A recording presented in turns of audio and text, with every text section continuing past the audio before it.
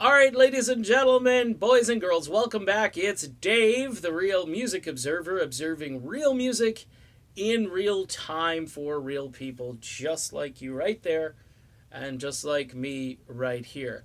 As we get closer to the Ides of March, apparently that's when Steve Perry is going to make an announcement either regarding more music or a possible tour, or somebody told me he's going to re-release Traces with a 3D album cover.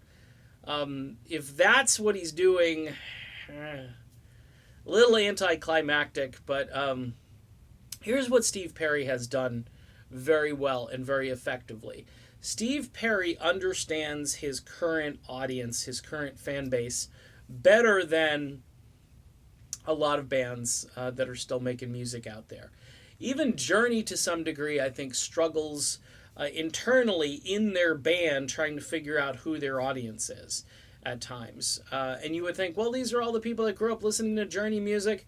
Actually, Journey has kind of moved into another area where they're attracting some of these younger millennials and so forth who like Arnell, who, watch the final episode of The Sopranos. It's become a little more pop cultural. Don't Stop Believin' gets played now at the end of everything because it was the finale to The Sopranos. So there are a number of DJs probably out there who put this song on as kind of like your last call, get out of the bar song. That's what I've been hearing. See, I don't do that kind of stuff anymore, so I don't know what's happening out there. And the kids are just the kids. That's pretty bad. The kids have really grasped onto this idea. So there's kind of this cultural thing that's happened over here with Journey. That's why Journey Through Time is kind of a cool thing, because it revisits the classic stuff that the original people grasped onto even before Steve Perry joined the band. But they can cover anything, so it's, you go to the show and you get the entire spectrum of music. Steve Perry, being that he just turned 70, I think he understands his audience is probably mostly 50 plus, even though he's got Johnny Five that he's writing songs with. Johnny Five's a guy who's worked with Rob Zombie and Marilyn Manson. So it's kind of a, weird mix, but even, the most progressive thing on his album, Sunshine's Gray, that's kind of a walk in the park, even for people over 50. It's like, hey, this is no problem. I can take this. And so whatever Steve Perry is going to be doing in the future, I think he's going to be catering to that audience. And those were the diehard people that were really getting on my case, who loved the album even before it came out. They knew they were going to love it, and they loved every song that I was kind of lukewarm about, and they let me know about it. But I've recognized a few things about Traces. Traces was more about Steve and less about us, as fans.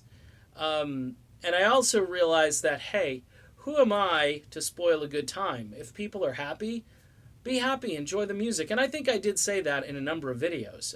Even if not every song appealed to my masculine testosterone, crank it up, separate ways, Line of Fire. I'm just thinking of Rockin' Tunes by Journey. If it didn't appeal to that side of me, then it wasn't really worth me listening to. That's not true at all. I listen to a lot of West Coast music, and I said this could be a West Coast album, and it turned out to be primarily a West Coast rock music type album. So, all that to say is that Steve Perry is a smart businessman. He is marketing appropriately, and whatever he's up to for the 15th, I'm sure it will appeal to those folks that were waiting back in early October for Traces to drop with so much anticipation and love, and they've continued that love. It's a Steve Perry love fest, folks. It's Perry on all the way.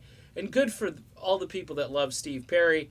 I observe and I make, just observations about Steve and his fan base. And hey, I bought Traces the day it came out, people. So count me as a fan.